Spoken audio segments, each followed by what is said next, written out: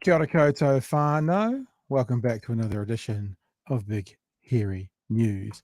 As I put into the comments, the Discord link for tonight. Kia ora whānau. Kia ora Chewy. How are you, sir? Oh my God. Hello.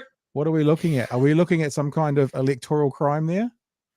Yeah, no, I got a pamphlet through my letterbox. Oh, today. okay. This is just product placement, is it? I think it's surprisingly honest. Yeah. To be honest, you're going to have to, and you're going to have to explain it all because my camera can't quite pick, or my screen, your camera can't quite. I can see a couple of faces and I can see some words, and that have been. Looks like there's some additions to the actual poster. Maybe you want to enlighten us as to what it says. No, I think it's legit. It does say party vote for real change. Yeah. Brackets. We never said it was good change, though. Right. To be fair. And they have clarified that ACT stands for assholes and conspiracy theorists. So, I mean, surprisingly honest, right? Do you think that's a misprint from the printer, or do you think it's them being surprisingly honest? Which do you think? I'll tell you what it's not. What? Because I can imagine the conspiracy, like the chat. That's not my handwriting. Right. So. Definitely not your handwriting. No. It's creepy though, right? It is creepy. You've got a hologram looking over your shoulder for the night. I don't know how I feel about that. Sheesh. Hello. And look, Brooke's there too. There's Brooke. Always 5 feet behind, like every good woman should be who belongs to ACT. Yeah. 5 feet behind, please. Don't get too close. Yeah. So a couple of things before we rip into it tonight. Here's the first one. We are putting through our first order tonight for merch. If you have ordered merch from us in these 3 nights or during the day, then it was getting ordered tonight straight after the show, which means especially if you've ordered one of the If the Left Votes, the Left Wins tops, it will be, the printer has said to me he'll have them finished by Tuesday. So they very well could be, I could be wrapping packages on Tuesday night's show and have them out the door. So you should have them by the middle to end of next week, depending on delivery. If you're in Dunedin, we might even just drop them off to your door because that just makes it even quicker still. So the delivery can be free if you purchase during the live stream tonight. And if you do purchase during the live stream tonight, it will go to the printers tonight. They order the shirts, they print them, you'll have them next week.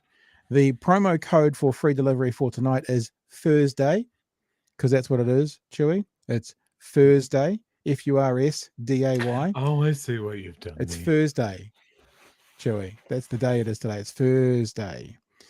So head to bhnshop.nz and purchase what you want to purchase.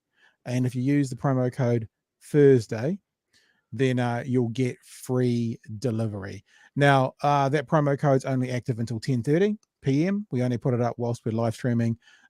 Cheers to all the people who've already bought stuff. We thought we'd do these prints sort of as we go through these 3 or 4 weeks, each week, because I know many of you have ordered the If the Left Votes, the left vote, the left wins t-shirts and want to wear them out and about during the election cycle. So yeah, we'll get onto those immediately. Like literally they'll be putting the order in tonight at 11 p.m. So it'll be straight to the printer tomorrow morning. So we'll be onto them as quickly as possible. So that's the first thing. The second thing is we're going to open up Discord tonight. In fact, I'm going to go and I'm actually going to turn on my mic in Discord right now. So if anyone's in Discord, they'll hear me speaking straight away. So we are going to open up Discord tonight for you to call in. If you want to participate and have an actual conversation with us, it's sort of face-to-face. What is it? Mic to mic? Computer mic to studio mics? I don't know, whatever it is. Then you can head to our Discord, and I've put the link into all of the chats twice. So just in the chat somewhere, you'll find the link. And probably in the last quarter of the show, we'll give anyone a chance who wants to come and have a chat. Come and have a chat with us. All you need to do is go and hang out in the waiting room, and we'll see you there and drag you across. If we do any Discord tonight, and if we get you on air, so it says, whatever the word is, then you'll go into the draw for some merch. We'll give away a t-shirt as well. So if one person talks to us, you'll win a t-shirt. If 3 people talk to us, then you have a 1 in 3 possibility of winning a t-shirt. That, if you order it tonight, could be to you tonight, or not to you tonight, ordered tonight for you. So Discord is in the chat. It's up and running. That's if you want to have a chat with us about any of the topics this week or anything in general as well. And tonight's show is going to be heavily influenced by last night's show and the big news of the day, because it's been 24 hours or so for people to kind of drill down into this idea of what these national tax cuts are. And I tell you, Chewy, I just thought about it today, and I know many people out there who are smarter than me would have been like, well, of course. The reason they held on to waiting this long to announce them, of course, was today was the last day of Parliament. So it really didn't give Labour or the Greens in particular, or Te Pāti Māori, that much time to delve into it and see what the story is. Because here's a question for you, Chewy. Right? Here's a question that I want to know, and there won't be an answer to this question yet, and National aren't going to have to answer it because they're no longer in Parliament. When someone from, let's just pick a country, let's say Canada, because every time we talk about international buyers, people go, oh, bloody people from Asia. Let's not worry about that. Let's just say from Canada. They spend $2 million on their house, right? They come and they buy it here. After they've bought that house and they are spending lots of time in New Zealand, can they then buy an $800,000 house afterwards? Or a $1.2 million house? Or until their residents, do they have to keep buying $2 million houses? Let's say the Sultan of Brunei wants to come here. And let's say he wants to buy a $20 million property. So he's got that. But then he wants to buy some properties for his staff, and they can just have lowly $1.5 million apartments. After they've bought that first property, does that same rule apply for following properties as well? No one's asked that question yet, and we're not going to get an answer because Parliament's now shut down, Chewy. We're also not going to get an answer because it's pretty clear that all of these big announcements that they made yesterday are absolutely thrown together last minute into a bucket. Let's see what happens. There's so many holes in them. There's so many things that people have pointed out, like almost immediately, about why it's not going to work, why it's compromised, why it's got a big fucking hole in it as far as what they're spending and what we're getting, the unintended consequences. Like, it's not serious. None of it is serious. Yep. I think it also ties into the fact, and I put this out on Twitter earlier, that at every stage of their policy announcements, right, they've shown who the policy is for. You know, we'll talk to the trucking companies in Richie's Intercity to see what they think about passenger rail. Yeah. Oh, they don't like it. Okay, well, we're doing that. Who have we consulted with about this ban on online gambling? We spoke to Sky City. They don't like it. And you know, opening up house sales to foreign buyers again. Who did we ask that? Oh, the real estate agents. We asked Paula Bennett what they thought. You know, it's just so hilariously, cartoonishly compromised. Yeah. And it's just playing people for fools. And as we've said all day today, the media have just gone, yeah, sure, give us a press release. Fucking, we'll put it out. It's just terrible. Yeah, a press release. A press release. Because here's the other thing, and we did talk a little bit about this last night, but you know, I'm not a particularly smart chap, and I replay. You know, I don't know if you're like this, Chewy, but you know, you have an interaction with someone, and you kind of they serve you, kind of serve them back with your words, and you walk away and you go, oh shit, why didn't I say that? You kind of get that thing later on. Maybe you experience it on stage when you're doing sort of an improv thing, and then all of a sudden you get home, you get into bed, and you have this new line. You go, ding! Oh shit, I should have said it then. I do that a lot. And we did talk about this last night, but what happened to me today is I found a more succinct way to come back to this whole, I love the idea that people have been throwing around about Nicola Willis doing working people cosplay, the working class cosplay that she did yesterday with her DVD reference. So here's what I put out today, yeah? And I think this is more succinct. So if Nicola Willis, now I'm not even bringing in her husband's massive salary that will be for being on a board, but let's just talk about her salary. if Nicola Willis can't afford to take her kids to the movies on her $3,960 a week salary, but finally will now be able to when she makes $4,000 a week because she gets an additional $40, right? So $3,960 a week, that's $206,000. She's like, oh, it's DVD nights. $4,000 a week, we'll finally be able to take our kids to the movies. If that's the margin of error that she's working in, should New Zealand really be trusting her as a finance minister in charge of all of our money? That's all I think. Oh, it's hilariously shit. Like it felt like improv night where they haven't actually done some improv. They've just done some quick rehearsal of what we're going to say. The other thing, and this is a cheap shot, right? But is Luxon able, even if it's off the cuff, can he promote a New Zealand company like ever? Ben and Jerry's. Yeah. Why Tip not top. talk about something like... I worked with a company in Dunedin, the first company to bring Ben & Jerry's into Dunedin, and there was a flood of interest because it was this, everyone's seen it in American movies and stuff. But we put it on special for something like $11.50 a tub. It's also incredibly middle to upper class ice cream to be having. It's fucking expensive ice cream compared to a tip top thing. So I know it just goes to show kind of relatability. It's like talking about your Rolex. Relatability is my watch. We're talking about, it's the expensive things, and right at the time that brand here, when Nicola's trying to do that working class cosplay of not being able to afford to go to the movie, that's hilarious. But look, as I said, jump into the Discord. Actually, the number of people in Discord now is just actually about doubled. So maybe we'll get some calls later on. But what we'll do, because for Discord to work for you guys at home, Hubba Huge, is Chewy turns his mic off in this program and turns his mic on in there. I know Chewy turns us all on most of the time, but that's how we have to work Discord. Hey. So hey there. So we'll save all that till the last part of the show, right? Because I see some people jumping in and out of the waiting room as I'm talking. So you can jump into the waiting room and stay in there and wait the whole time. That's fine. But we'll give you the last kind of 15 minutes or so for any 1, 2, 3, 5, 10 or no people that want to join in. We don't care. Thursday nights is always a little bit more chilled and laid back, and we'll see how it goes. So chat's been flying past. We've been chatting. I'm assuming neither of us have particularly seen anything, because we could put something up in the chat right now, or we could just go kind of to the first story. I saw that I got told off. Oh, for having that picture behind you. Even my funny joke, people aren't having my paid political broadcast running in the background there. Let's also say thanks to Jordan Richards, who's just bought himself some gear of some merch as well. We'll get that order put through tonight, Jordan. Remember, bhnshop.nz with the promo code Thursday for free delivery if you want to do free delivery. I noticed Jordan didn't do free delivery. I don't know whether that was an error, Jordan, or not. Let me know if it was, because we're happy to refund you that $5. But if you did it because you wanted to leave that $5 in, we appreciate it. But feel free to use it Thursday. And yeah, Nicholas. Yeah, anyway, that's the merch, bhnshop.nz. It'll go along the bottom of the screen for the night, and that'll be ordered tonight.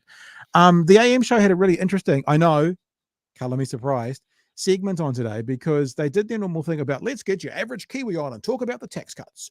And you'd think that the tax cuts, especially when one of the people who they're talking to identifies as a national supporter, would have gone pretty well for national. Wasn't quite the case, Chewy. Let's have a look at a couple of average Kiwis. And one of them was a mother with 4 kids. It sounds like maybe a stepmother, maybe 2 marriages came together, but a couple with 4 kids.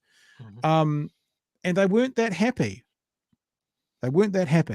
Yesterday, we told you all about National's tax plan, how much they plan to deliver in cash back to the so-called squeezed middle of New Zealand. The cost of living crisis has got heaps of Kiwis doing it hard, and under National's plan, an average income household with no kids will get an extra $100 this is quite good per fortnight. An average income household with kids will get a $250 boost. Finally, look, of all people, Ryan Bridge, finally, someone identified the up to, as they've done here, up to. Finally, someone's done it. They kind of now gloss over it, but at least it's fucking there. Per fortnight, and that is the key phrase there. A superannuation the key couple phrase. will get so yeah, up to $26 a fortnight. A median income full-time worker up to $50 a fortnight, and a full-time minimum wage worker up to $20 per fortnight. So What does the so-called squeezed middle really think? This morning, we're joined by Kiwi mum, Ria Apiata, and small business owner, Belinda Diamantis. Good morning. Thanks for being on AM. Great to have you. Thanks, Ryan. I want to start with you, Ria. We've had you on the show before. You're mum of four. What did you make of it? Is there much in it for you?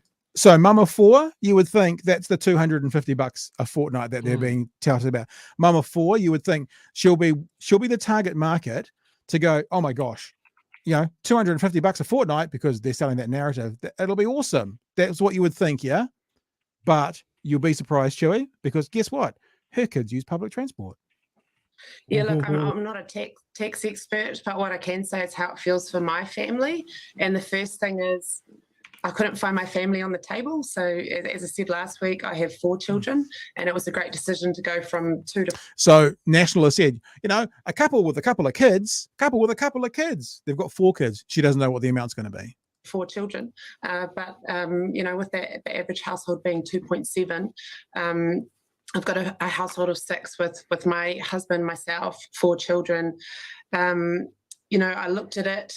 If it gives us, say, $40 extra a week, I've got to distribute that across my team at home, and you're looking at under $7 each a week. Is that helpful? First looking at it, yes, it is. At the same time, is it a game changer? That's yet to be seen, and already I can see that the plan will be removing the subsidies in public transport. So with my children catching the bus and trains a lot, 4 out of 4, I think that's going to be a net loss for us, is my first thought. Right. So there's exactly what we talked about last night, Joey. Give them back a small amount in tax return, take off the public transport. There's an example of someone who says their family will be worse off under these tax cuts. And you could actually, I won't quite say it like this, but I would think as well, when she said, will we be better off? Well, we'll wait and see. It's like, well, no, it won't make a big difference. But she said, we'll wait and see. I feel like she's even kind of going, let's be generous and see how it pans out. So I'm thinking she's looking for a way to make it work. And even from someone who feels like the way she's looking to make it work has said, we're going to be worse off once this happens. Yeah, no, absolutely. And then a small business owner. And there you go. There's National bread and butter. Except she's 51 and she's single and she doesn't have kids. So what has she got to say? Right. And you're in Auckland, so that's how kids get around in a big city like Auckland, isn't it? It's public transport. So you've been particularly hurt by that. Do you think this will change, given what we know about what Labour is offering and you're a swing voter, do you think this is enough to sway you one way, or are you still listening? I'm still listening. So I want to understand how the plan as a whole is going to help us as a nation, help my family. Yeah, nice. But at the moment, the Bright Line test going back to 2 years, yeah, that's a good thing, but not being a property investor, am I in that picture? No, I'm not. So, yeah, so I'm still listening. Broadly, in the midterm, if everything keeps going up, cost of living, inflation, that $7 a week extra isn't going to mean much at all in the grand scheme of things. Well, there's also something really interesting, Chewy, that I saw, probably as a Labour Party one, but they were talking about, National's going to give back $10 to minimum wage and this X amount of single figures of dollars per week to each person. Under Labour, minimum wage has caused the minimum wage take-home pay to go up by about $500 a week or $300 a week or something like that since they've been in. So National's offering $10 to these people. Labour has given them hundreds and hundreds and hundreds of dollars in increases. Now, National might be offering them a $10 a week tax cut. That's not these guys here. We've moved slightly. But what are they going to do with minimum wage? National's been historically terrible at rising the minimum wage. So people on minimum wage will be going, yeah, $10 a week, cool. And then have stagnant wages for the next 4 years and see nothing more and then be further behind. Is that a possibility? But see, this is the thing that they've done, right? Is that they can turn around and say, well, yeah, like they increased the minimum wage and now, look, there's rampant inflation, and they want to link those two things. And it's not. There's information coming out now, and it's not surprising to us, right, that these companies are making record profits. Yeah, They're making not the bank. ones doing it tough. They Yeah. have socialized it onto us. So that old story of course inflation goes up when people's wages go up. They'll link that, no worries at all, and they'll ignore the other thing, and then Labour gets blamed, which is perfect. That's exactly what they want. All right. Massive thanks to Sai and to Ivan who've just bought merch. Remember, this is your last chance to buy merch to get in this week's delivery. We're going to do this for at least 3 weeks, so there's no rush. But if you want to do it tonight and me put the order through tonight, bhnshop.nz, promo code is Thursday. If you're watching this clip the day after, you can still go there. You're just going to pay for delivery. Oh, well, poor you. Come watch us live and get free delivery. Let's keep going. Belinda, thank you for being with us on the show. I think you emailed into us yesterday, so thank you for doing that, and thank you for watching. Belinda, tell us about, you're on your own, no kids. Well, first of all, tell us about your situation right now. Sure. I am a 51-year-old single business owner, so, live by myself, first home buyer, so I've been in my home for 2 years. Whilst I think there's a lot of positives in terms of what National were talking about yesterday, I feel that once again, having no children, being single, and being a very low wage earner, there's really nothing in it for me. I think I qualify for $4 a week. $4. Yeah, I just hang on. National's the party of small businesses. This is your target demo. $4 a week for her. She's not happy. Once again, I just feel that I'm nowhere included in that package. How are you managing to hold it all together? Because you said you've got your own house 2 years ago when interest rates were very different to the way that they are now. You've got a business which you're running on your own. How are you working 7 days a week? How hard is it for you? Yeah, it's been really tough. Look, I went into it with my eyes open. I knew that going to a finance company versus a bank for my mortgage, it was going to be a floating rate. I'm now at 9.85%. 9.85%. So I've had to get a second job to make ends meet. So I pay about $800 a week in my mortgage.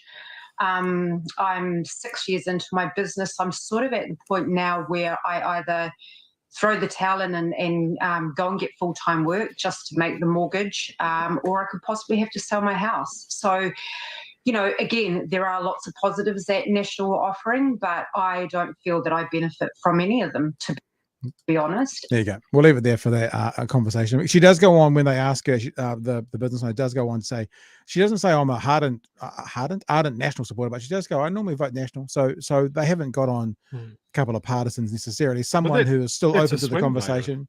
Yeah, I guess so. And look, the thing that's terrifying about $800 a week, as I always think, that's $800 a week after tax. So that means you've got to earn $1,000 a week plus. So you've got to earn $52,000 salary to pay you $800 a week. A single woman, no kids, nothing in the tax take to help it, which means people like me, Chewy, and I'll be honest about it, and I still get some benefits from the government because I'm working for families, because I still have 2 children who are under 18. So, with those children, that helps put some money in my pocket. Well, technically it helps me pay less tax because there's a tax rebate, but, it makes it easier. So no children, nothing in it for her. And remember, the thing that pisses me off most of all about conservative versus, let's say, liberal, and I'm talking about liberal not as a neoliberal, but left, progressive versus conservative politics, is the conservative movement around the world have taken ownership of things like family values and taken ownership of things like small business. And that narrative seems to have been bought in. Actually, if you look at who's helped families most of all, and businesses most of all in the last few years, it's the left. And as we've said before, the right doesn't seem to have any good ideas. All they ever seem to do is respond to the left. If you look at all those policies that are in New Zealand and the ones that we love and will hold on to and won't give up, whether it's free healthcare, whether it's interest-free student loans, whether it's, you could probably throw in there the free first year of tertiary education. Now, all those things, they're all from the left. There is nothing in there that we hold on to tightly that's come from the right. The right respond to the left. And I think it's a little bit of the grass is greener scenario, Chewy. I'm not saying Labour's perfect. In fact, I don't even know who I'm voting for this year. I'm not saying they're perfect. I'm not saying they're the best. But I am saying traditionally the left give a far better deal to the public than the right when it comes to economically, when it comes financially, when it comes to services. And the payoff is, okay, let's be fair, you pay a bit more tax, but everything else because of it is better. You have to put a little bit more in the bank of us being the government, and you get a lot more out. And I just, it's so clear to me. And that's why if the left vote, the left wins, because every Western country has more left voters than right voters. It's just that the left are so apathetic. Sorry, I'll get off my soapbox now. No, that's our soapbox because we've socialized our soapbox. There's room up here for you, my friend. Just because I like that we're talking about tax, there's mine for Greens. $23 extra per week. What's National offering me? It's offering me, well, let's be honest, pretty much the same. But with the Greens one, we still let kids take public transport. We still let the disabled take public transport. We don't cut services. We don't cut social programs. We just ask the most lucky, most affluent people in the country to do a little bit more than they're doing now. And the other thing I'll point out here, look at this. Look, how's that for a direct comparison, right? Taxes proposed by the coalition of chaos. Like, not a direct comparison, just a list of shit that they've come up with. Yeah, that's interesting. Yeah, so they haven't actually put, this is what they would, this is the money you'd get back in your pocket under the Greens. And this is now, just let me check. You're saying this is for you personally, yeah? Yeah. So I'd be interested to know, maybe I should do it and I'll look at it next week, because obviously kids always bring a different effect into it when you come to paying tax and getting rebates and that kind of stuff as well. But for you, you're basically saying it's pretty much the same, within like less than $10 difference, but all the services that National is going to cut get to stay. That's the difference for you. Yeah. Yeah, absolutely. And like things that nobody else is doing, like the free dental is going to be a massive game changer for so many people. Like, how many families, find out that their kids need braces and that completely fucks them. Mate. And they sit there and go, well, I don't know how we're going to afford this, that sort of thing. Like, there's always a joke is that we have socialized medicine apart from your teeth, which are somehow fucking luxury bones that we can't cover. And you get kids with jacked up teeth, or you get elderly people that can't eat. It's yeah. I don't know if you saw this today, but Spider Hoof, lovely gentleman that I don't even know, is this a gentleman? I don't know why I assume lovely person that Spider Hoof is, did a brilliant piece on that today on Twitter, and I will play it so everyone can see it, because he and the thing that he said was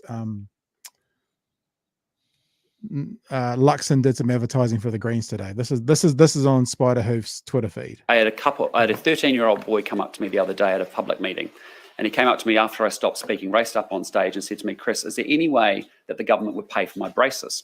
And I said to him, mate, I'm sorry. We could have just said yes if you vote Green. So there you go. So that just echoes what you're saying. Pretty good though. I'm sure that'll be. Just sound like I don't know what the rest of what he said there. Right? No, I'm sorry. Backhand. Get away from me, peasant child. Like, how could you sit there and go, oh no, sorry, when as leader of the government, you could make that happen. You could absolutely make that happen. Yeah. You look at a kid and you go, nah, man, doesn't add value to the shareholders. Sorry. I mean, even if it just went back. Oh, there's Spider Hoof in the chat right now. Hello, Spider Hoof. Her. Okay, sorry. There we go. Her. My apologies, Spider Hoof. Let's just give credit where credit's due. Her. LOL.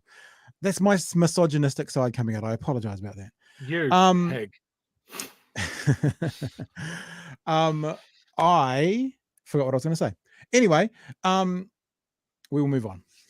You're making some very good salient points. I just got told off and I feel bad. What were you just saying? You were saying some. Oh, no, I know what I was going to say. I was going to say, what about even if we just brought back, primary schools or secondary schools, or to the end of university, like something's better than nothing when it comes to teeth. I think we can do public. I mean, in Dunedin, you can get free dental care. People probably don't know this because there's a dental school here, and you can book in there and go and get there. And quite often, lots of the kids go there for their checkups from school because there's a dental school. So you sort of can get that in Dunedin. And you can actually get everything done. Like you can go and get a what do they call it when they drill out the root canal done at the university. But it's obviously, yes, there's an appointment in 14 months from now. That's the only downside because it's students. But something. And I wonder if we will get into a negotiation between parties. I wonder if that's what's going to happen. Like Bomber was saying last night with John Tamahere going, yes, there will be a wealth tax. I wonder if the negotiation is going to have to be, well, okay, we're going to bend and do one of them because we said we're going to do none of them. I wonder if it's going to be with the Greens, free dental care. Well, let's put dental care free till 21. Like there'll be some kind of negotiation to get some kind of benefit, which would be a step in the right direction at least. I mean, I said this a few months ago, right? Is that I think successive governments have come at this exactly the wrong way. Yep. And they've come at it as the problem that we have is that we don't want to fuck off rich people with tax. Right? That's our number one problem. Rather than going, how can we do the maximum amount of good for the maximum amount of people? What is the number for that? Is it $50 million a year for free public transport? Is it X amount of dollars for dental care? Do we need a bigger social housing program? Do we need to get people off the streets? Do we need to make sure that kids in school are always fed? All of these things, right? Give me the bottom line. Right. That is our problem. We need to find that much money, and we need to do it in a way that is sustainable. Yeah. And at the moment, the way that we're doing things is absolutely not sustainable because you can point to pretty much any major structure in this country and go, that's not really working as well as it should. We can even talk about stuff that National really loves. The roads aren't up to snuff. And you can look at that and go, well, is it budget or is it how we're using it? Do we have any other alternatives? We're not getting deep thinkers. We're not getting good solutions. We're getting finger pointing. And I mean, there's always the old joke is that we've come out of so many years of National, and we have a problem, and then we go, well, National caused this, and that might be right. We might be talking about educational standards. We might be talking about National's big roading, the spending freeze on roading maintenance and that sort of thing. And that might all be true, but there's got to be a point where you go, okay, well, they were in power for 9 years, and you've been in power for 9 years. Now we've got other new problems. And it just becomes this finger-pointing carousel of people going, well, it was the last lot. They did that. We'd love to do this for you, but Labor have emptied the coffers somehow. And we don't want to make the choices to fill them back up again, obviously, because of our stakeholders. Old trucking company here gave us $500,000 and we've got to give that back to them with interest. So old Andrew Island, going to do that. I sorry I giggled like a 9-year-old boy there because every time you said pointing the finger or whatever you said, all I could thought was you were saying that they were fingering them, and it made me giggle because I'm incredibly immature. Well, so I definitely don't want any fingering in the house. I'll tell you that much. Hey, let's do something a bit different. We've got more stories to talk to, but you know what? I'm kind of the opinion that we could just chat all night long. So we've got Auto Trots. Auto Trot is in the how's your father? Whatever it's called, Discord. Is in the Discord. Why don't we go have a chat with Auto Trot? Why don't you turn off your mic there? Turn on your other one. See if we can hear you through Discord, Chewy. And then we'll go have a chat. Yeah. So we're listening to Chewy now through Discord as well. Why don't we go have a chat to Auto Trot, and then anyone else that wants to I actually recognize Auto Trot's little image there. And we can have a chat to anyone else that wants to have a chat. Get off the soundboard, brother. All right. No. Auto Trot, I've seen it turned your speaker on as well. Hello there, Auto Trot. Can you hear us? Come in. Can you hear me? Am I too loud? Am I too quiet? You are freaking perfect, my friend. What's going on? Oh, thanks. I busted out my mic for this. I particularly wanted to talk about I think it was back at for the Winston Peters and the like trans bathrooms things that you guys talked about a couple weeks ago. Yeah. Yep. Still Yep. talking about it. Yeah. Yeah. I had a few nits to pick, but I think they're like nits worth picking. Go for it. Like we were talking like hypotheticals here. Like I don't think that like National would support that in negotiations, but in like a super out there situation, which like Winston Peters is kingmaker, is like if you want to be in government, you have to do the trans bill, and they say fine. I wrote a little blurb about this and posted up on fucking Twitter on the Medium, I think it was the one I used. But the issue that I saw was that saying that it's unenforceable is kind of missing the trees for the forest. I don't think that we were going to be, instituting a ministry of penis checkers, or that they're going to roll out the cops to every public toilet. The cock cops. Why don't you just expand on the thing when you say it's unenforceable? Just expand on that a bit for everybody. Yeah, again, the trees in this forest is the fact that like if any aspect of this is written into law, yep, it gives event managers, business owners, cafe owners, bar owners, basically the judicial right to put in their own business's policy, penis checkers on the door if they want to, without like human rights litigation being put against them, because it's technically lawful. Yeah, there's no recourse should some asshole company want to do something. There's no recourse because it's now law. Yeah. And you can imagine, penis checker at headquarters or fucking shooters, Auckland reference. Leo Malloy's and the shooters guy, I forget his name, but those places and other people who generally just have, enjoy being anti-trans as well. So yeah, and maybe even like in schools, as like, well, if you've got, private schools or charter schools that are able to write their own policy. It could just become a real big mess. I think it's hilarious because the people who like say that they don't want more divisive politics would end up dividing the country even more, because we're not going to go there. All their friends are, and it's really funny to me. But yeah, that was a net I wanted to pick. No, that's good, man, because it also means we need to think about when something is legislatively available to someone versus practically available. Practically, the idea of what are they going to do, how are they going to know, versus if they want to really dig deep into the weeds and institute something, they then have the right to do that. And also, like, there's kind of quasi-legal status for like, I don't know, a random citizen to accost or even like assault, like, probably just trans woman in the bathroom or anyone that they thinks a bit sus, and justify it like post hoc by saying like, oh, I was lawfully removing them. Yeah, like citizens arrest sort of thing. Yeah, citizens arrest. Yeah. Citizens penis. I think there's been cases of that in the States, where people have, been inflamed by this trans panic, right? If someone walks into the bathroom, it just doesn't look quite right. Maybe that lady's a man, and they're making these judgments, or you get people that are going, well, I don't like this, but I'm going to follow the rules. I'm going to go into the bathroom of my assigned gender, even though I don't present that way. And then they can't win. Like I read a story of, I read a story of someone getting beaten up in a mall or something like that for going into the wrong bathroom, but it was exactly. And then they got arrested by the cops when they turned up as well. So it's just nonsense. Yeah. Is there anything else, Auto? Lovely to speak to you. No, it's all right. Oh, it's just that. Nah, really good addition to the show. We appreciate it. I've jotted your name down.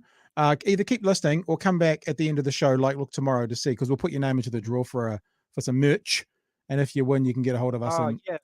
This is my Discord name in the chat. I'm under Josie Posey. Yeah, I recognize that picture. I recognize the the graphic. But so either stay tuned or check back in tomorrow, and and we'll say good day to you. We've got Sway the Word in there as well. Sway, you want to turn your mic on, and then we'll come and say good day to you as well. And if anyone else wants to join in, I've already twice put in the chat the Discord link. You come along into Discord, and you jump into the waiting room, which is over here. See the waiting room over here that I've just changed the view? And then you can be a part of it. Oh, Sway has taken off, but Spiderhoof's in there. So let's go say good day. Hello, Spiderhoof. Come into head office. Hello. Sway has taken off, but Spiderhoof's in there. So let's go say good day. Hey, man. Hello, Spiderhoof. Come into head office. Hello. Hello. Can you hear me okay? I can, but we're getting a really terrible reverb and a really terrible echo, which confused me because I was expecting to hear a female voice after being just told off. So, yes, we can hear you nice and yeah, that's much better. There we go. How are you, ma'am? Good. I just wanted to jump on and say that you guys do a really great job, and I really enjoy watching you guys. Oh, thanks. And of course, I've used your clips for my TikToks and Twitters and everything else, and it's really useful. Thank you. Yeah, tell me why. I love that. Tell me why you're doing what you do on Twitter, because you're I don't know if you recognize yourself as an activist, but you're obviously doing things on Twitter, making clips people are sharing, and you're putting a message out there, and it seems that intentionally for people to learn from.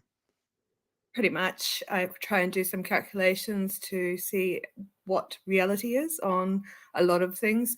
Well, basically, my whole TikTok started so that I could bitch about National, to be honest, and to inform. And so that is all that it is right now, really. And so people have chosen to follow me and like what they are reading and things. So that gives me inspiration to continue on. Yeah. And thanks for what you're doing. We use your stuff occasionally. We use your stuff tonight, in fact. So we appreciate you doing what you're doing. Anything else you want to touch off on? Anything you think about the actual, because you put out opinions on what happened this week. Anything you want to share with the whānau in more than a 7-second clip on Twitter? It's just so disappointing that people are going to get tricked by this $250 a fortnight or whatever number they put on it. It's just not reality. The hoops that people have to get through to actually achieve that value is just not there. For example, the childcare $75. The average cost of childcare in New Zealand is $300 a week for 50 hours. But you actually have to spend $300 in order to be able to get the 25% discount of $75, right? But after the 23 hours, there is no more money to get that full rebate for most people. So, just things like that really just kind of irk the shit out of me, to be honest. But that's it. But other than that, I'm having a good night. Thank you. Thanks, man. Thanks for talking to me. Before you go, there is some Spiderhoof love in the chat going on. Kim says Spiderhoof love heart. Vicky says, I think your stuff is great, Spiderhoof. MG says Spiderhoof awesome. Pursuit says thanks for what you do, Spiderhoof. So got some fans out there, man. That's awesome. So good. Thank you so much. All right. Hey, thanks for jumping in. We really appreciate giving you having a chat with you. And as we've said, we'll chuck your name into that drawer as well, and either keep listening when we wrap up the show, or we can look back tomorrow towards the end of the show when we announce the winner. Are you showing us something there, sir? Yes, this is Spiderhoof's Twitter. If anybody wants to follow on the Twitters, I'm not cool enough to have the TikToks. You've got both mics on at the moment. Just turn your StreamYard mic off because we can still hear you through the other one. Okay, I'll do that one. There is one other person in the room right now, Alex, and let's go and have a chat with Alex. Look, the other thing is we're respectful in this place, but we're more than happy to have a chat with someone who disagrees with us. You know, I mean, I don't. We're not prudish here. You know, we don't mind about certain language. We are respectful. I'm going to sneeze in a second. I can feel it coming, Joey. Oh, it's right there. It's right at the end of my nasal passage. You can feel it coming on the air tonight. And then when you think about it, it doesn't come.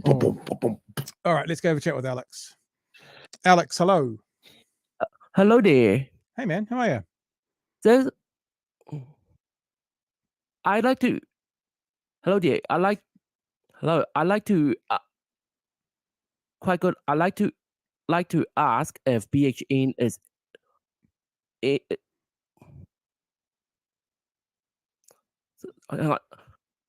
Ask if be interested on interviewing Julian Buchanan. Julian Buchanan. Julian Buchanan. Julian Buchanan. Julian Buchanan. Who's Julian is Buchanan? He is a former criminologist who works at Victoria University in Wellington. He is a... You might be getting a bit of reverb in your ears there, Alex. That might be why it's difficult to. We are always interested in talking to criminologists when we're interested in talking to anyone who's an expert when it's inappropriate to talk to that expert. So if we're talking about criminal things, criminologists would be a fantastic person to talk to. The reason why I'm asking is there is a campaign which is in development to end prohibition in New Zealand. Prohibition on what? It's actually ending cannabis prohibition and other harder substances.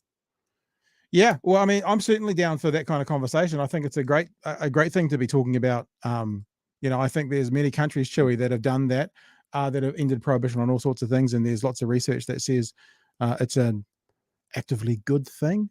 It can do positive things. We've touched it on a couple of times, most notably around the cannabis referendum. I think it's something that's worth exploring. Yeah, very much so. All right, thanks, Alex.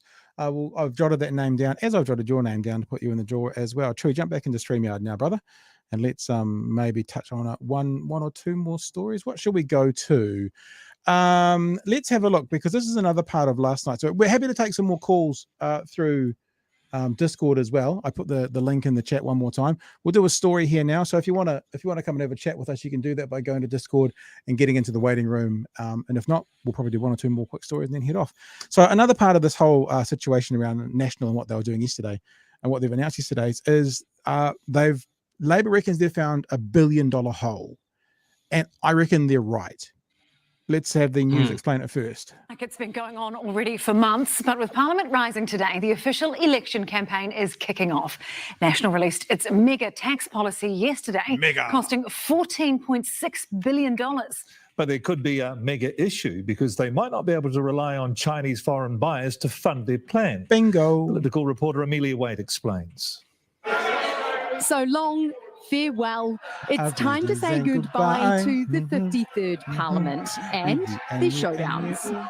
Does he stand by all of his government statements and actions? Mr. Speaker, yes. The slip-ups. Left the country with a the vibes. Mr. Speaker, everybody knows that I'm a naturally happy person. He has been a good steward of taxpayers' money. Confidence is rising. Spring is coming. The members should cheer up. Nicola Willis is gunning for Grant Robertson's job, and after releasing her tax plan yesterday, the fiscal hole accusations are flying. National's tax plan doesn't add up. It looks dodgy. We have Labor desperate because they have seen that our tax plan is solid. National says Labor's going all in on a risky bet of taxing the online gambling black market to fund their tax cuts. Your numbers don't add up. Yeah. And it's easy to prove that if they do, just show us your assumptions. We will be able to find that money. We will be able. So, pardon me. So there's a couple of things. There's a projection. So they're entitled to say our numbers add up based on our projections, but their projections might be wrong. Now, I'm not saying that to say they're definitely out, but the way they're standing by how solid their numbers are, even getting them checked by an independent outside source, which I don't know if it's in the story or another one, means the independent outside source checked their numbers based on their projections. They didn't check the projections. They checked the numbers based on their projections. It's like in business, right? I project my sales next year are going to be $1 million. That means my profits will be this. My outside source says, if I get to $1 million, my profits will be this, but it's still me making the projection of what that's going to be. So that doesn't really hold water. And they've said China, I'll explain why if they don't do it well enough in this story, why there's a problem there. Beard here. I also like the absolute armor-plated confidence of her going, yeah, we'll find the money. We'll find it. Shouldn't you be more confident than, oh, yeah, we'll find the money? Yeah. We've done the sums and we know the money's there. Yeah. Would give me more confidence. Yeah, if we get a chance to talk to Craig Rennie, Craig Rennie was on breakfast this morning, and Nicola Willis was not a happy chappy with him because he didn't agree with us and he's got a vested interest. He said some really interesting points about how, we'll find this, we'll find that as well. Let's get back to the story. be able to find that money. But this guy reckons there's other money missing too, because part of National's plan is to bring back foreign buyers for homes worth more than $2 million and to tax them 15%. This puts the credibility of their tax cut plan into severe doubt. Article 24 of our double taxation treaty with China clearly states that we cannot tax Chinese buyers more than we tax Kiwis. It's clear in black and white. The provisions of this article apply to taxes of every kind and description. Which could be a mega issue because before the foreign buyer ban, 36% of buyers were from China. 1 in 3 purchases were from China. That means if 1 in 3, and because remember, they said Singapore and Australia. So they were banking on China. They said Singapore and Australia are exempt. They didn't say China. That means of their 2,000 houses, about 700 of them are going to be bought by the Chinese who aren't going to pay any tax. 700 out of 2,000 is about 700 to 800 is about a third, let's say 35 to 40% of your income. That makes it an $800 million to a $1 billion gap, Chewy. Just like that. They're boned. They are completely and totally boned. Yeah. Because that's where that's where the houses have been bought. The biggest purchaser of houses, the biggest nationality that's purchased houses before the ban was China. Should that trend continue, which I think we can project, then they can't pay tax because we have a double tax agreement with them, like a double espresso latte. And no wonder they left it this late to announce it. Of course. Just So 2 things to what you just said. They either left it this late to announce it because they knew about this, or they had no fucking idea because they didn't do their research on this. I suspect it's the latter, because that's why even yesterday they started talking about maybe we'll have to call them levies or maybe we'll have to call them fees. They just can't be taxes. So they're already, what's that great thing we always say on Monday about Luxon? What's that great little phrase we use every Monday? He starts to walk things back. I was going to say, I think he's been very clear. He always starts to walk it back. They're already walking it back. We'll get to the end of this, eh? They've missed this very black and white rule that we have in that tax treaty. Cutting Chinese buyers out of the $2.9 billion National needs for their tax cuts. That means there could be a $1 billion hole. Are you rock solid that you can tax foreign buyers from China? I can tell you in the National Party, we understand the economy and we are rock solid on our numbers. Didn't answer it. Didn't answer it. Didn't answer it. Let's do this again. Didn't answer it. You watching? This is, if you like national tears, my friends, drink this one up. $1 billion hole. Are you rock solid that you can tax foreign buyers from China? You can tax foreign buyers from China? I can tell you in the National Party, we understand the economy and we are rock solid on our numbers. On a solid rock, he reckons, as everyone rolls onto the campaign.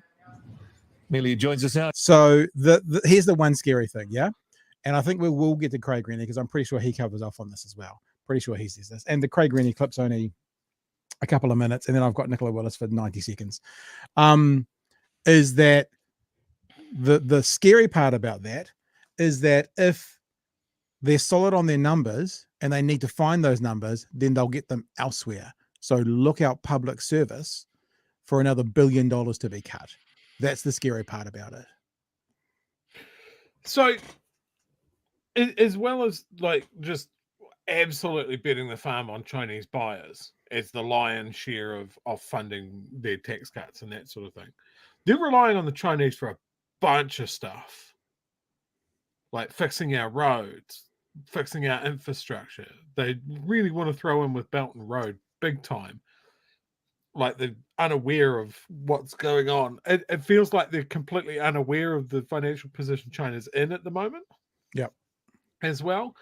And just for someone to go, oh, we're absolute masters of the economy, as a way of deflecting away about a real, like a concrete question about how they've got to where they've got, is fucking terrifying. This is the party of business and numbers and finance and all the, you know, and contracts. We don't give a fuck about anybody else. If you're the party of about business, the hard numbers. If you're the party of business, you're the party of contractual law then as well. This is a pretty big contract between two countries that says you can't do what you think you can do. Is this the best that they can do with all the time? Like, they literally left handing in their assignment to the fucking due date.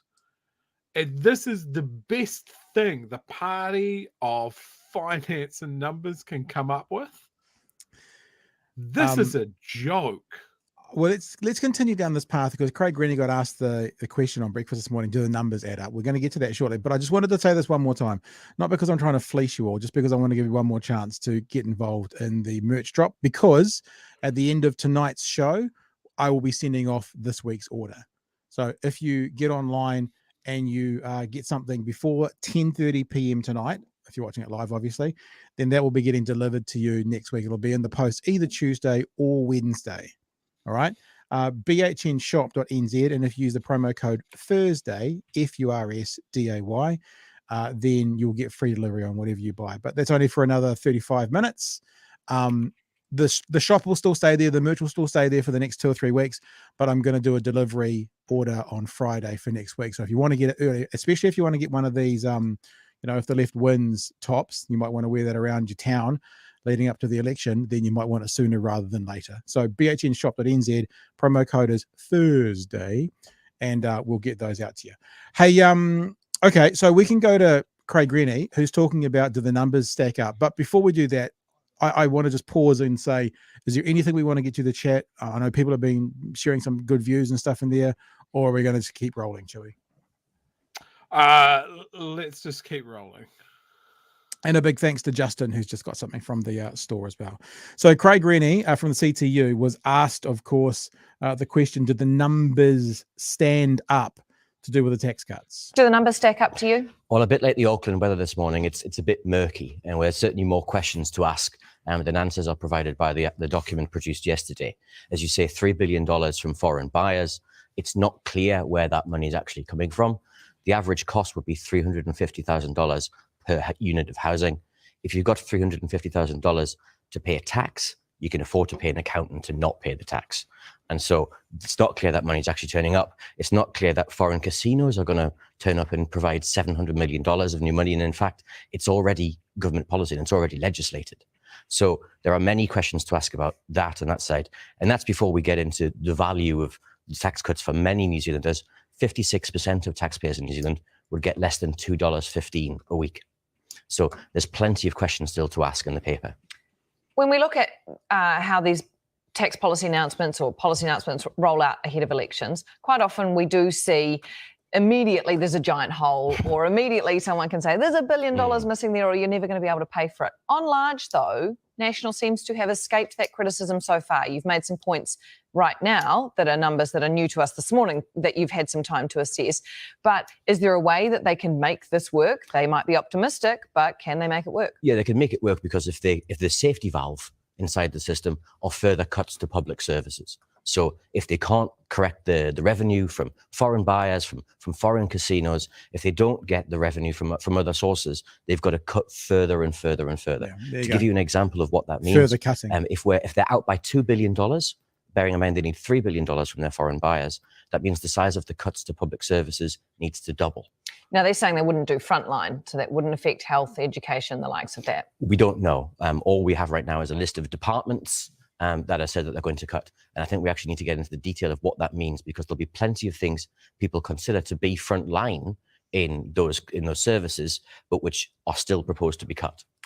So, in other words, what is frontline? And as I said, Chewy, last night, the front line gets serviced by the back room. And if the back room now has nobody in it, how do the messages get to the front line? There's a process. I'm not saying, by the way, that there's no cuts that could be made. I'm not saying that it's running slickly and smoothly now. I'm just saying, without the details, we've said this all the way through, but like Craig's just said, we don't know whether it's going to make it net positive or net negative. I mean, being silly, if the back room was telephonists, taking messages, and that went from 10 to 1 through to the cuts, then those messages are going to take 10 times longer to get out. What does it mean? Who's going? What are the roles they have? We don't know. And we don't know how that impacts the front line. Let's roll that out to the business world. For anybody that works in a business, you've got to cut costs. So the first person on the chopping block, we don't want to take people off the floor. We don't want to take the makers and the salespeople out of the picture, right? So we'll sack the office admin and the storeroom manager. Mm-hmm. What happens? So no more Nothing messages good? getting through. No. Nothing good. No. So, Absolutely. Yeah. Like So this anyone this can point to conversation continued on breakfast, and when Nicola Willis came on, she was not a happy chappy. I do find this a bit pearl clutchy, because if you're going to complain about Craig Rennie being on, obviously we know where the CTU and Craig Rennie sit, but to make a statement and a stand about complaining why he's on, I hope you're doing the same to all the taxpayers union guys when they come on, to when David Farrar, you better be doing the same, because if you're not, then you're just a pearl clutching whinger. Let's have a bit of a listen. All right, listening in on that interview was National's finance spokesperson Nicola Willis, who joins us now. Good morning, Ms. Willis. Have you done the numbers right? Can I just say as well, I'm pretty sure this is green screen. It looks terrible. Standing in front of the podium, I'm pretty sure. You wait till you have a look at it. It's not, it looks like it's, looks like it's a Zoom background. I mean, fair enough if you want, but it does feel a little bit Trumpian, my big flag's behind me and my podium, but it's not actually real. But I could be wrong. It might be, but it does look very green screeny to me. Right, on your foreign buyer tax. Yes, we have, Anna. Can I just point out that Craig Rennie, who you've just had on, his immediate prior job to the one he has now was advising Grant Robertson, and the CTU, who he works for, yesterday put up attack ads about the National Party. I think it's important your viewers understand which corner he's coming from. As long as when Jordan Williams comes on, or anyone of that ilk, they also realise that these attack ads have been put out against Labor. You know what I'm saying? It just feels a bit pearl clutchy. Like it feels a bit desperate to have to go. Oh, not a nice man. Doesn't like our stuff. You know what I'm saying? Look, if this is a standard, like what about that dude that they roll out every time they want to talk about dairies? Yeah, like there's literally a door knocker for National. Yeah, true. A potential candidate. Does that get pointed out? I'd love it that this is a standard, sure. Like I don't have a problem with putting context on people's spokespeople. Chewy, it doesn't need to be a standard when we do it, only when they do it. You don't know the rules. Stupid Chewy. So we'll give you 60 seconds now to respond to actually the numbers, which was the question when she started clutching her pearls. Sure. I mean, this is election season. Everybody's going to have an opinion and come from one side of the battle or the other. True. But he raises some important questions, and so have other economists this morning that we've seen, some who are perhaps, in your argument, far more centrist, that you are being overly ambitious with the way that you have approached the tax on foreign buyers. There are going to be some sticky legal issues, perhaps, that there is not enough housing available in Auckland. It puts unnecessary pressure on an already strained market. Well, we have tested this policy very carefully. We did seek independent legal advice to assure ourselves that we could do this consistent with all of our free trade agreements. We can. Then what we did was we modelled how many houses we thought would be purchased at this price range, excluding homes under $2 million, looking at the regions where these luxury homes were more likely to be sold.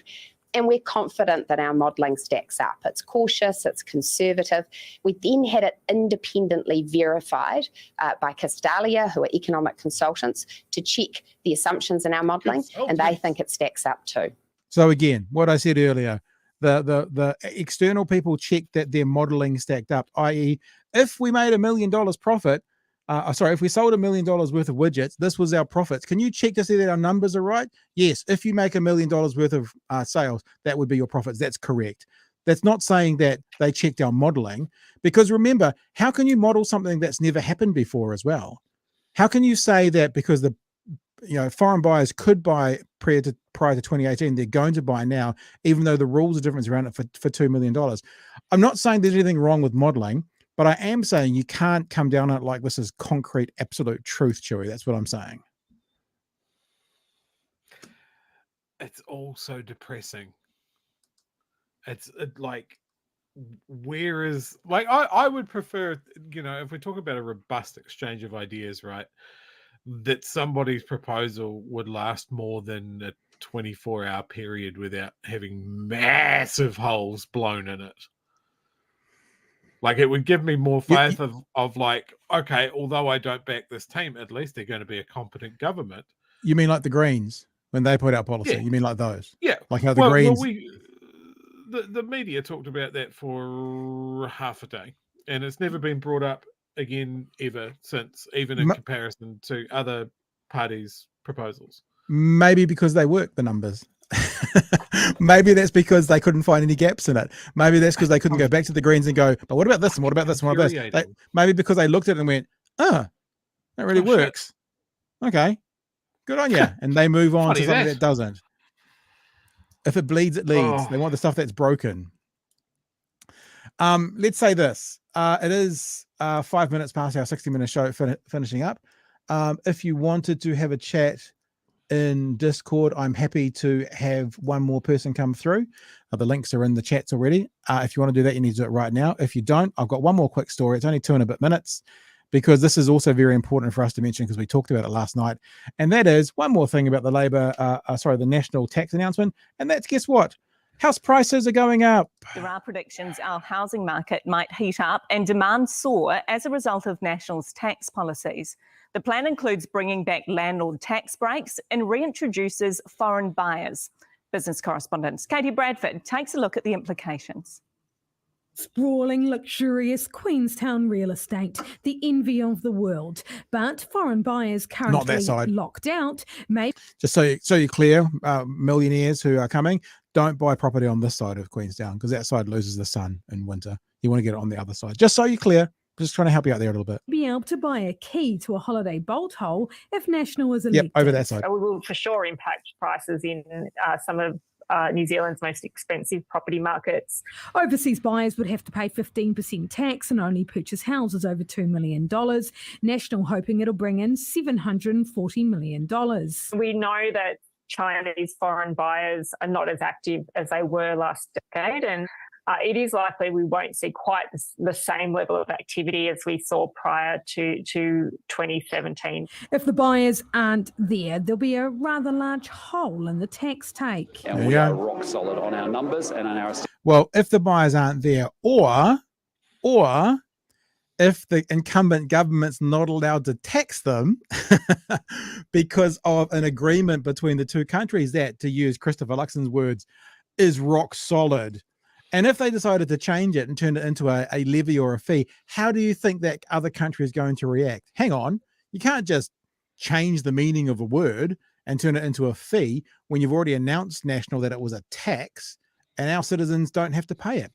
And the other thing that therefore means, it means that now foreign nationals are going to be able to buy over here from China and not pay the tax, which means they're actually free to buy as much as they want with no overseas investment office needed whatsoever. So you've just given the opportunity to a whole bunch of international countries, Australia, Singapore, China, and there's others as well, who we have this agreement with, the opportunity to buy houses over $2 million and with no sort of, no way of stopping them or no way of slowing them down. They can do what they want. Good on you, National. I wonder how many mates Peter Thiel has. Exactly, man. Exactly. And I have to tell you, and I'm sorry to call you this, Chewy. I know you're much smarter than me, but for a couple of dickheads in Dunedin to be able to fucking figure this out and see the holes and gaps, and you guys want to have the 9th floor of the Beehive, give me a fucking break. We are rock solid on our numbers and on our assessments. At the other end of the market, National says landlords will have it easier. The Bright Line test, which currently sees tax paid if a house is sold within a decade, will be reduced to 2 years under National. Tax breaks for landlords will also be restored. National and property investors say that's good for renters. We provide a home for them. And we try to do that as cost effectively as we possibly can. If we run a business, we need to be able to run it at a profit. Otherwise, we'd be silly to be doing what all is the work. It? Is it a service or a business? Rents start to fall? I think the answer really has to be no, because we're behind. Yeah. We are. So will the rents fall? No, of course not. No, we'll get our money back. We'll make money hand over fist, and we'll be able to. So you've been a landlord, Joe. You can help me with this a little bit because I haven't been a landlord for a very long time. But when they talk about offsetting the interest, what it basically means is you can offset the interest you pay on your rental property to your own income and make yourself pay basically no tax. That's basically it. Yeah. Absolutely. Yeah. Okay. You can take the money that you spend on maintenance of the property and that sort of thing and just write all of that shit off. Yep. You could there are so many ways that you can make money, and she's identified the two things, right? The two things that landlords always say: they provide a service and we're a business. Now there's no other business where you can just go, I want to socialize all of my risk, take it all away, I just want to make money. Yeah. Any investment, you can't do that. But suddenly housing is this golden cow. And remember, if landlords can't keep being a landlord, if they decide to exit being a landlord, then the house that they had, that it burns down, it disappears, it turns into smoke. Nobody can live in it. It's not like landlords exiting the housing market en masse means cheaper houses for people to buy. People panic about that because they look at their own house or the other houses that they own and they go, but hang on, this paper value that I have that would never be realized until I sell them will go down. Like, I stopped stressing about that when I realized that if I have to sell the house that I'm in now to buy another house, I'm selling a house in the same market I'm buying a house. If I make a ton of money selling my house, I'm also going to spend a ton of money buying a new house. It's so fucking cooked. People just look at the numbers on the estimate website and go, I've got that much money. I'm a wealthy person. It's all bullshit. It is.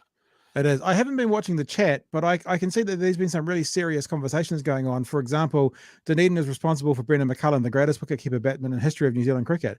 So yeah, I like that how we're getting exactly proves my point somehow. It does prove our point. Let's get to the end of this. Could be anyway. I am absolutely certain we'll see no downward pressure from giving landlords more money. God, no. Heck no. When has it ever happened? Various experts spoken to by Wine News saying it's the combination of the policies that may lead to prices and demand increasing. There are also concerns that people will continue to invest in property rather than other areas of the economy. We'll also have the other effect of raising prices, particularly amongst that pricing category that investors do tend to buy in, which is tends to be at the cheaper end of the market. The numbers don't add up. There is a real risk that it's going to put first home buyers out of the market. And with all this talk of tax, it certainly seems very few parties are actually interested in building new houses. Right now, political parties focused on selling their policies. Did you get that? Selling their policies, buying and selling houses. Did you get that? Fucking Do you know what they should sell? What? It's fucking portfolios. Yeah. I come back to the same thing, right? I've said this before. I'll say it again. It's still a great idea. If you're an MP in the House, you should sell all of your investments. All right, Chewy, really important question for you. Red, white, or blue? Out of those choices, red. Okay. Red, you can see here, I've written, I don't know if you can see here, but I wrote red, white, and blue under our three callers. And underneath the red, it's Spiderhoof. So Spiderhoof wins the merch. It was a rando, you see. So under Spiderhoof is the word red. So Spiderhoof, you just got yourself some merch. If we connect, I think we're following each other on Twitter, Spiderhoof. If you connect with me on Twitter now, then we'll get you in the order that I'm going to be putting through very, very shortly. If you and thanks to Carl has jumped on board and got himself some merch. It's over there in my. I can't even touch it. It's like 2 meters away from me, but I can still read it because I'm not that old.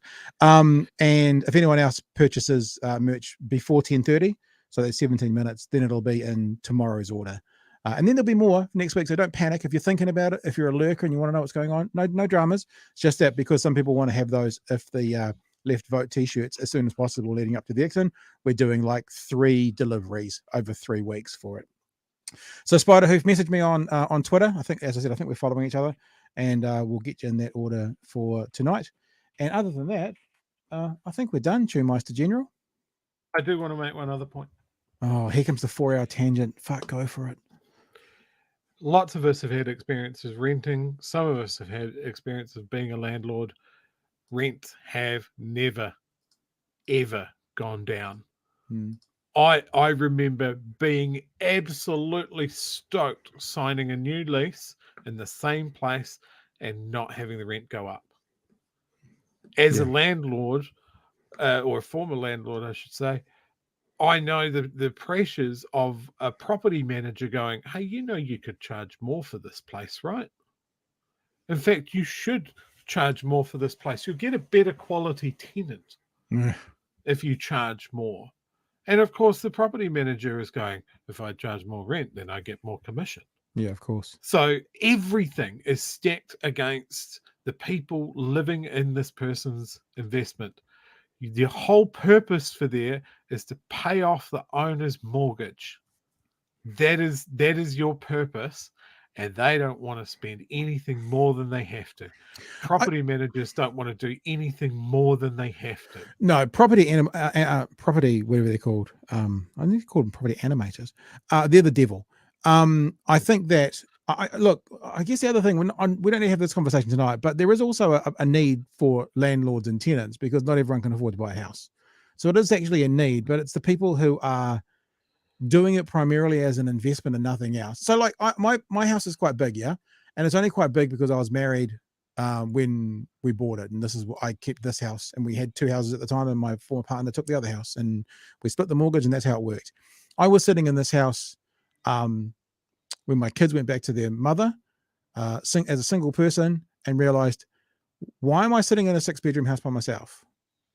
This is ridiculous. So one of the reasons I've got borders is because I'm sharing this asset. Like, it's actually one of the reasons. It's not primarily for money. Money always helps, let's be honest. But it's my ethos is I actually have a resource to share. We had a girl who used to sell, if you're in Dunedin, you may have seen her, just recently had a baby, who sells flowers at the Dunedin markets on a Saturday morning. Oh, yeah. And she used our gardens to grow her flowers. She has a whole bunch of shared gardens around Dunedin now as well. So we used to share the space. And there are people like, and I'm not trying to put me as some kind of saint, but there are people who provide housing and stuff, and it's not primarily as a financial return. And so we need to have people who do provide housing for some reasons. I think, though, as Chewy, you've pointed out constantly, it's the idea about minimizing your risk and taking all the upside. That's really what it's about. It's got to be a fair payoff. If the dairy owner who has a business has to take the risks, then the landlord should take the same risks when it comes to, the net gain, the net loss, the taxation, and the interest paid. That landlord, that dairy owner is probably paying rent, probably doesn't own the property, but if they own the property, they're probably paying a mortgage on that property. And to be a landlord and have different rules seems problematic and unfair to me. Yeah, absolutely. Like, landlords have a place. I'm not saying that we should go all Mao Tse-tung and get out the guillotines. Death to the landowning class. But yeah, they expect so much. They expect no risk because that's all we've been told for 30 or 40 years, that housing is the only safe investment and your money will always go up. And you can look at that at our politicians and how much housing is tied up in their investments and their retirement policies. Like, nobody's thinking long term. No one's thinking that the most secure retirement that we can offer people when we're talking about putting up the age for super, or whether people will get super, or how secure they'll be in their old age, them hitting that marker with a house that they own is the most secure thing we can do about it. And we're looking at, you look at countries that have forgotten this, and you have people renting until they die. Like, my mum is in a rental house. Right. And that's wrong. Like, when they don't even, like, if it gets to the stage where they go into an old folks home and they don't have an asset to sell to fund that, then what happens? Yeah. Are we getting to a point where old people are going to be living in old cars? Are we at that stage now? Where's the concern about that rather than how fat someone's portfolio is? For sure. For sure. All right. Hey, we're done, guys. Thank you for being with us tonight. It's been a good. I really enjoyed. Look, I have to say, I have this part of me which loves talkback radio. I love the medium of talkback radio. So I really enjoyed interacting with some of you guys on Discord tonight. I really appreciate you calling in. I'd very much like that to be a more regular part of this thing that we do. I had this idea when we started this whole thing off that maybe there'd be like a Sunday night call-in show, and that would be it. You know, that would actually be a part of what we do. Haven't got there yet, but I really appreciate it. And if you think about it and you want to be a part of it, and you think Thursday nights, it could always be a chance to have a call-in, we can make it a more regular conversation. Because it's like, I used to work with a guy who worked in parenting, and people have questions about his, you know, his conservative views, but he had the saying when he was talking about himself to others, and he'd go, I'm just a beggar trying to help other beggars find bread. And I love that idea. I like that. You know, I love that idea of I'm just a beggar trying to help other beggars find bread. I think about that a lot when it comes to this sort of thing that we do. I think Chewy and I are just beggars trying to help other beggars find bread. And we're never arrogant enough to say we've got the answers or anything. In fact, normally the opposite. We go looking for other people to have the answers. And we can do that on Discord. To solve the problem. Well, you do actually. But we look to other people. We look to you. We love sharing your stuff in chat. I would love more to share stuff through Discord. And so, you know, let's keep talking about it. You and I and us keep talking about it. I'm going to be placing the first order in 10 minutes. If you're interested in getting involved in the first order, all details are going across the screen right now. If you're not, it'll be continuing on through the weekend and through the next couple of weeks. Are you trying to be really subtle there with what Sai said? I'm being super subtle. Smash that like button. And thank you for being with us tonight. It's been a really good show. Lots of people on board live. It's been great fun, and hopefully you got something out of this week. And we will both be active. There's a whole bunch of clips coming out across the weekend. A whole bunch of clips from the last week. I spent 6 hours in the studio today editing last night's show. So there's a whole bunch of clips coming out today from Bomber last night, and there are some clips coming out over the next few days from Simon Wilson and others as well through the week. So share them around, enjoy them again. Follow us on Apple Podcasts in particular. Just look up #BHN. And if you do that, make sure you leave us a like and a review. That also helps us in the Apple charts, and the Apple charts helps us get guests, because the further up the charts we are, the more seriously we're taken, just being honest about the ugly world of media. So you can subscribe to the audio podcast on Apple Podcasts, Google Podcasts, Spotify as well. If you do watch us or listen to us on Spotify, it is actually the video podcast goes up on Spotify. Us and Joe Rogan, we have the video podcast on Spotify. We're the only ones, though, I think, Joey, because it's like Joe Rogan numbers, and then we're just in here. Sorry, when I go just in here, it's like down. Sorry, you can't see my hand now. There's been a couple of questions in the chat on whether we have having a Friday show. The Friday shows tend to be like a very special episode, like something absolutely dramatic happens, or we've got a really cool guest, or a big guest, we've got a pre-recorded interview. I know that we don't have anything planned for this week unless something pretty major happens tomorrow. I mean, that's another reason to follow us both on Twitter. If something happened tomorrow, like if there was a massive event tomorrow, we'd probably jump on. The thing about what we do is, like when Posey Parker had her rally, I jumped on and did a live stream on the Saturday afternoon and live streamed it. So, and to be honest with you, between now and the election, that could well be happening more. So for example, on debate nights, we may be doing 2 shows on those nights, depending what time they are. We might live stream the debate and then come back and dissect the debate. Already had Simon Wilson saying he'd love to be involved with the dissection of the debates and have a look over it. And if anything big was to have any big announcement, I might just get my 4K camera here, a little 4K camera, go like this and go live on YouTube. So it's a really good idea. We do this terribly in the show, to actually subscribe to the YouTube channel, to actually hit that bell, because if you hit the bell, it notifies you when we're live streaming. Between now and the election, it would be a really smart thing to do, because there are going to be some live streams that won't be your regular Monday to Thursday 9 p.m.